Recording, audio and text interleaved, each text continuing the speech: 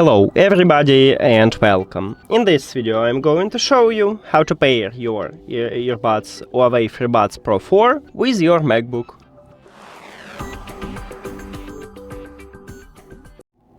You have to start by click one time at the Bluetooth button at the top, but if you don't have this icon, just go to the control panel and click at the Bluetooth here.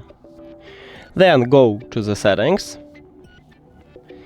Now open the charging case, and at the right side we have connectional button. You need to press and hold this connectional button until the LED light on the front side starts blinking white. So press and hold, and also you will hear a sound. So we just entered to prank mode, we should see them at the device list, and right here we have them. Click connect near to your earbuds, and we did it! Thank you for watching this video. If you found it helpful, please consider subscribing to the channel and leave the like on the video. See you later!